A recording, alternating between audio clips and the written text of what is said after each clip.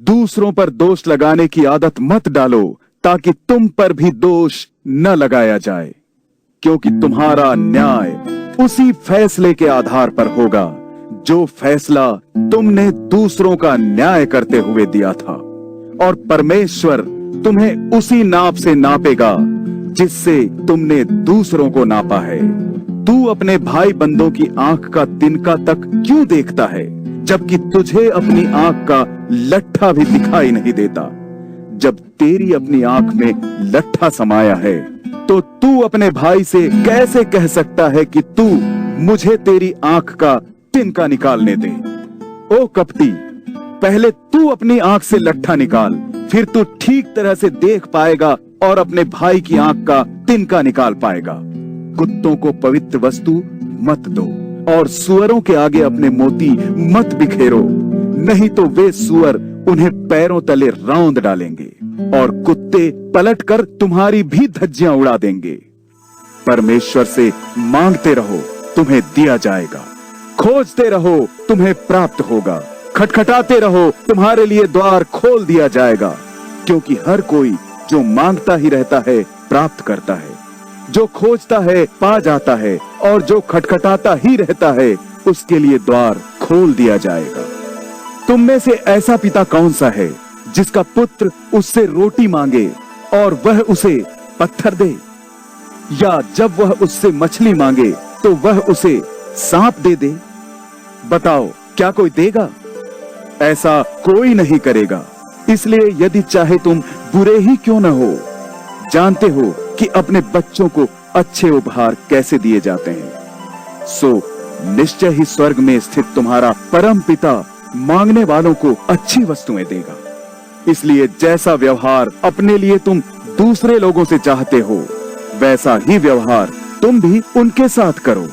व्यवस्था के विधि और भविष्यवक्ताओं के लिखे का यही सार है। सूक्ष्म मार्ग से प्रवेश करो। यह मैं तुम्हें इसलिए बता रहा हूं क्योंकि चौड़ा द्वार और बड़ा मार्ग तो विनाश की ओर ले जाता है। बहुत से लोग हैं जो उस पर चल रहे हैं, किंतु कितना संकरा है वह द्वार और कितनी सीमित है वह राह जो जीवन की ओर जाती है। बहुत थोड़े से हैं वे लोग जो उसे पा रहे हैं। झूठे भविष्यवक्ताओं से बचो। वे तुम्हारे पास सरल भेड़ों के रूप में आते हैं, किंतु भीतर से वे खूंखार भेड़िए होते हैं। तुम उन्हें उनके कर्मों के परिणामों से पहचानोगे। कोई कंटीली झाड़ी से न तो अंगूर इकट्ठे कर पाता है और न ही गोखरू से अंजीर। ऐसे ही अच्छे पेड़ पर अच्छे फल लगते हैं, किंतु बुरे पेड़ पर तो बुरे फल ही लगते हैं। एक उत्तम वृक्ष बुरे फल नहीं उपजाता और न ही कोई बुरा पेड़ उत्तम फल पैदा कर सकता है। हर वह पेड़ जिस पर अच्छे फल नहीं लगते हैं काटकर आग में झोंक दिया जाता है।